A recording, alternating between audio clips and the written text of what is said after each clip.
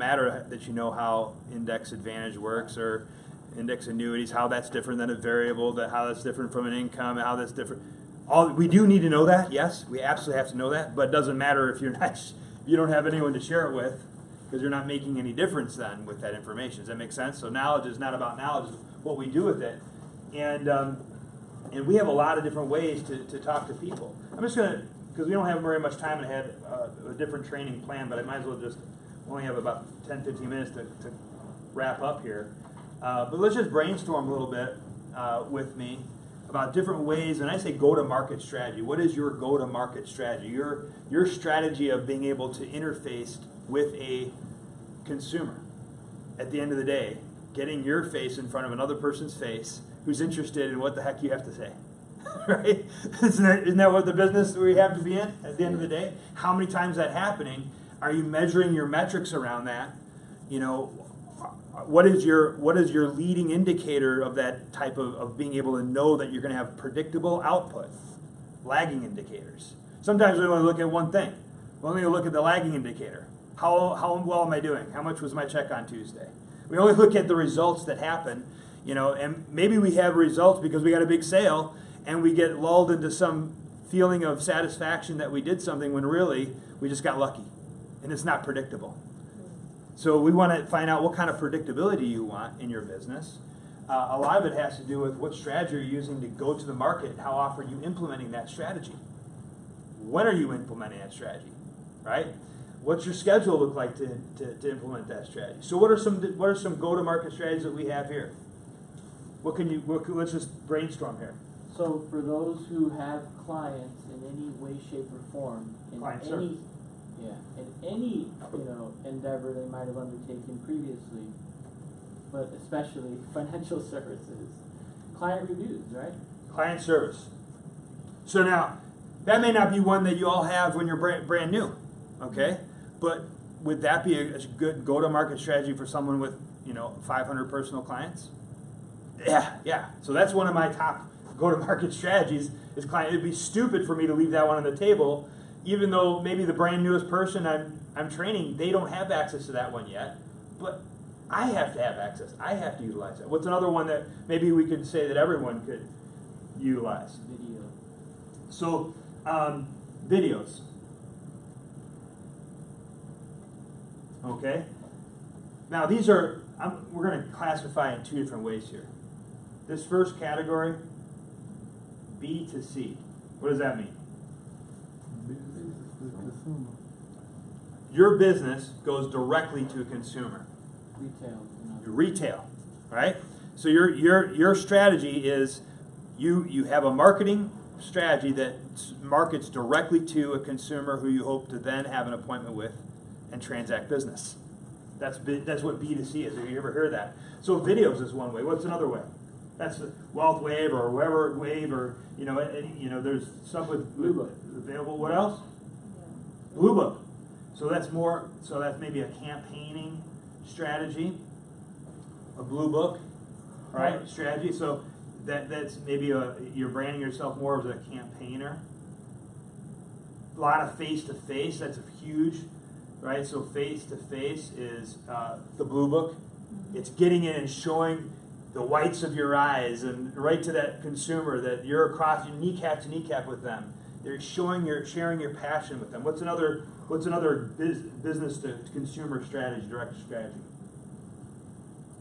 Partner. No, I would saw that. Well, it could be, but on the college planning part maybe. So that could be CPC, right? Coaching? The coaching program right now? College planning? CPP? So for those who maybe are not as familiar, those who are utilizing CPP and having a lot of success, what the idea is when you're gathering information for the FAFSA, you get everything. Right. So and you're targeting a market of people who'd like to have their kids go to college. That's a pretty good market, right? What about workshops? Is that one way you can market directly to the consumer? How about home BPMs? Is that one way you could do it? Mm-hmm. Right? What are some how about booths? I've heard people going to trade shows and having booths, and going there either as WFG or WSB or WealthWave or HIFA or however you want to brand yourself. That's a totally different thing. Okay, so but that's a strategy. Your brand is separate. Does it make sense? So your brand is one thing, and then your strategy with that brand is a totally different thing. What about internet marketing? I have a gentleman who's building all his marketing through Facebook right now and social media, and building a brand for himself on social media and having people call him. At the end of the day, how many people are added to your list every single week?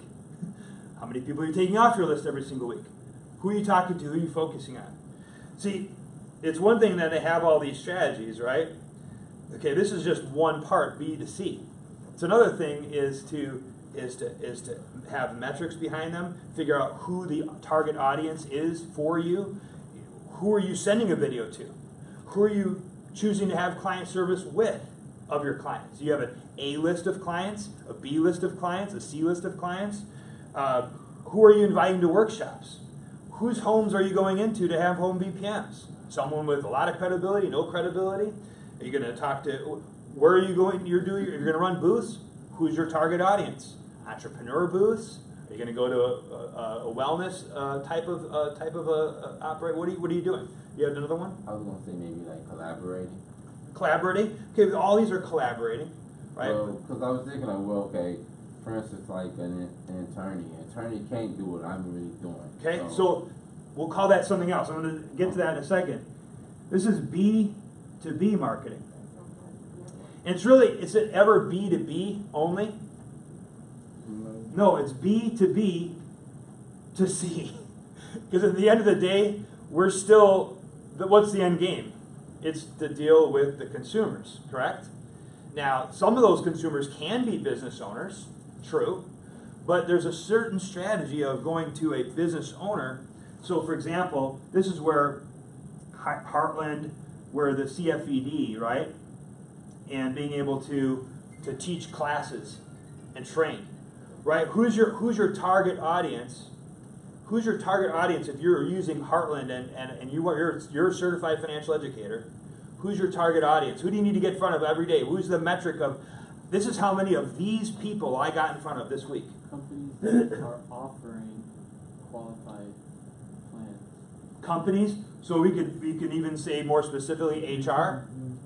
We could say business owners who are big, who don't have an HR department maybe. We could say centers of influence. You could say pastors. Anyone who's a gatekeeper between you and a bigger audience. That's a business, that's the whole purpose of it. So now I manage one contact. See, when you're going direct B to C, when you're going B to C, you're marketing to a person and you sit down with that person and then you make a sale or they join your business, okay? You have to have a lot of, that's why there's a lot more recruiting that generally goes on in the B2C type of business model, because to leverage the efficiencies of our business model, you have to have a lot of people doing it. Otherwise, it's heavy lifting. You can't leverage yourself. You can't pick yourself up. You could, right? You could leverage other people. You could leverage a team. You could help pick, right? So that's a different way of doing it. But if you manage a relationship with an HR person or a pastor or someone of a person of influence, maybe a paid center of influence, then you're managing one relationship to have what? All the trust of the hundreds of people that person has access to. That now is instantly able to transfer that trust to you in an instant. Right? So is there some value in being able to do B to B to C? Does it take longer though? Yep. It takes longer. It definitely takes longer because you have to go through the gatekeeper. You have to build trust with that person who's not easy. A lot, they don't throw their trust around that much because they've got a big flock they're protecting, right? And they have to, their job is to make sure that to really filter out people who are going to hurt their flock. Okay? So you have to raise your level of game. You can't just be going to someone, hey, your brother or sister or something easy, low-hanging fruit, and just be able to get a quick sale here and there. It's something that takes time to develop, but is it stickier? Can it be? Could be. It's a good thing to have in there. So what you're talking about, right? Well, we call the big four, but it might be more like the big six. But we could also say professionals, Some might referral base. call that their chicken list. Right, some would call it their chicken list, and that's an interesting reason. Like, why would it be a chicken list when this is exactly the business we need to be focused on? Because I remember Brian Lewiso coming up here and saying, when Bonnie and Clyde got finally caught for robbing banks, they were asked, "Why'd you rob banks?" And they said, "Because that's where all the money is." Right? So wouldn't it make sense that if you're going to build a relationship with someone, you may want to build a relationship with someone who already has access and trust with a whole client database of people who need exactly what it is that you do? Wouldn't it, without having to do much filtering, right? You have a trusted person that's like an ally. Who would those people be? CPAs or enrolled agents, P&C people, health insurance folks, mortgage, realtors. I would add in as well estate planning attorneys. So, estate planning attorney. So I have a gentleman who he came out and taught a class here, just as an example, he's a estate planner. And we had about 50, 60 people in the room for him. And he was a gentleman who I've just been doing nothing but give to him so far, right? We had 50, 60 people in the room. He did a great presentation, so he helped us too. But what did we set up? 10 appointments during the day for him to come back to, right? That people were interested in learning about estate planning and wanted. Now, is he going to get some business from that himself? Whether he does or doesn't, does he see the effort and the relationship? Do you think he wants to build a relationship with me? Wherever so often he's going to be coming back and being able to teach a class in front of a room full of people and then be able to share what he does? Yeah. So what value did we create that way? You always have, if you want to build these relationships, what I'm learning, and Robert will tell you too, is you have to give. And so if you're someone who's always just making the relationships just so you can get something out of it, you'll never, ever, ever build this side of your business. You have to be thinking about how you can benefit them right from the very beginning, not even expecting anything in return, and do it over and over and over and over and over and over again. And you will start to have some results coming back. Or, Go ahead. Yeah. as I say, there's a slight order in it, but you gotta just know to start. You could possibly find someone that's in your same exact position, like maybe estate planning attorney, someone that's just starting off. They're gonna probably have a little bit similar mindset.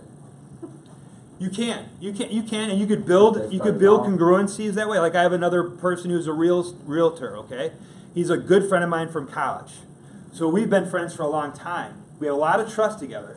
But he's breaking into real estate now. I've been in this business for 20 years, so it's not the same as what you're saying. Yeah. But I have a lot more to offer to him than he has to offer to me at this stage in the game.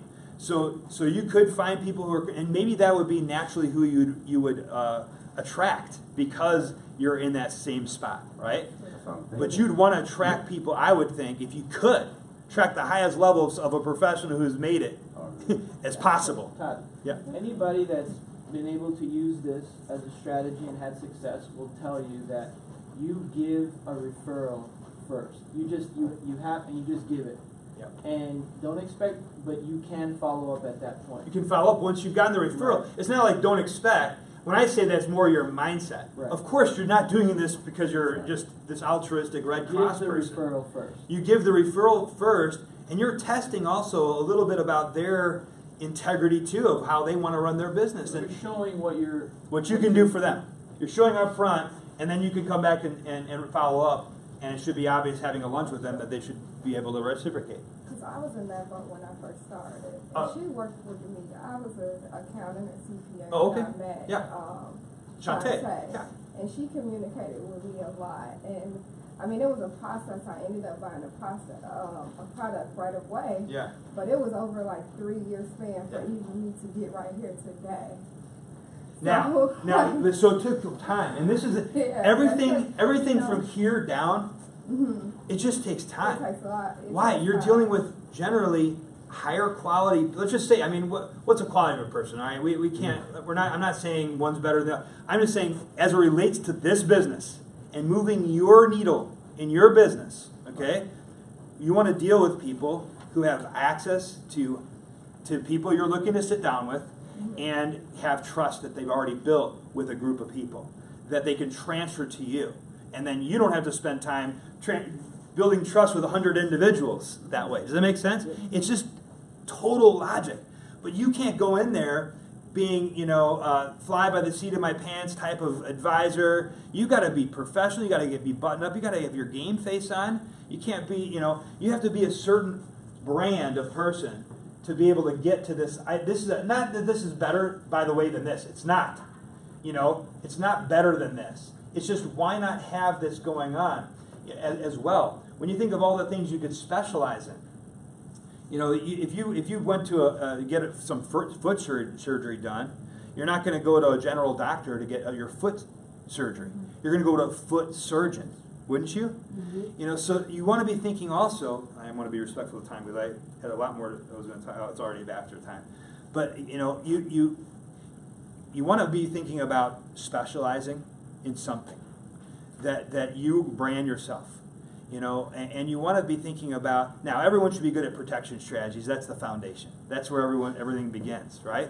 But you want to be thinking about, look, if I'm known as a wealth advisor, or if I'm known as someone who can help people transition from their working life to their retirement life, your have to life to a want to life. If I'm known that way, and then a whole bunch of people who do different things.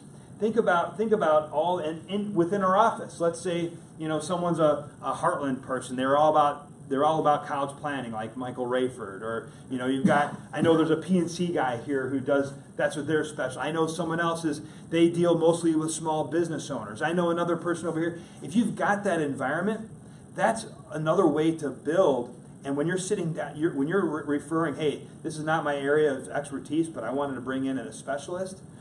You can do that not only with the people in this room, you could do that with all of these people as well. And they become, now you're coded in the business now, aren't you? Took a while for that transition, but it could be more than just trading chits. You scratch my back, I scratch yours. You give me a referral, I give you. We're always going to have more referrals to give than what, right? To receive. We'll have always more, right, people to receive because we do so many things. Versus, how many people are in the market for buying a house right now versus wanting to get out of debt or retire? Everyone wants to get out of debt and everyone wants to retire. Not everyone's looking to buy a house. So naturally we're going to have, we're not going to be able to refer out as much as coming this way, but how do we monetize it? That's the next question. With somebody who you're already having a trust relationship with, how do you monetize this in a way that makes sense to them, where they could leverage some of our economic summits that we're doing, they could bring their client, anything that we can do to add value to their practice, right? And in turn, they can either join you, want to get licensed with you, or just stick with a referral relationship. But my big point in all this, and I'm finishing up here, because I had like 3 other things I wanted to talk about, which we didn't have time for, but don't get bogged down with all this. This is a big list. I can't even fit it on the screen, right? If you start to spread yourself too thin and you start to become a jack of all trades and a master of none, you will be broke. Because you're spreading yourself. You're not someone who can handle all these. No one is. I can't. Every time I've tried, I find that I'm mediocre at best at these areas. So what I would do, I would pick, and maybe it doesn't mean you have to. Maybe it doesn't mean you have to stick with the same strategy forever. Maybe you could change eventually as you figure out what you're passionate about. Okay, but what I would do is pick 2 of these that you really want to focus on. Maybe pick 1 of these. So have a business-to-business strategy that you always have your radar open for business-to-business. that you're always thinking about, how can I have one person I can manage a relationship that can lead me to 100? If you have that, would you say that's a good thing to have present in your business as a thought process, right? So pick one, right? Or maybe a melding of both, but don't go. If you're like, I want to do the booth marketing, home BPMs, workshops, CPP, Blue Book drops, and I'm going to have videos before I do the Blue Book drop, and then I'm going to do client service, and I'm going to do all these things. You're not, first of all, no one's clear on the brand, on your brand, who you are. Your team doesn't know what the heck you're doing. And we're more valuable in this environment, I think, having many people doing different, that experts in different things. If you come into an environment, one thing I'll say Swan is an expert at, and he's great at many things, but WSB in general, having people all sing from the same page of music, and having a large army of people doing that, that's an unbelievable skill. That right there, that's what like everyone in Swan's team is going to do Blue Books and home BPMs. That's the call. That's what everyone, drop whatever else you're doing. This is a strategy for everyone now, right? And when there is some power and momentum of having that kind of a thinking. However, think about this. If you're in a homogeneous environment where everyone's doing the same thing, competing for the same resources, right? It's also, you miss that, the diversification you miss other opportunities. If you had someone if you had 10 people, and that's all you had, 10 people in your team, and you had one person expert in this, one person expert in this, and to all these things, that environment, I would contend, is more valuable of an environment than 10 people doing all the same thing. Does that make sense? No question. Okay? So I'm over time, but I just wanted to share some of these thoughts with you. Let's have a great rest of our week.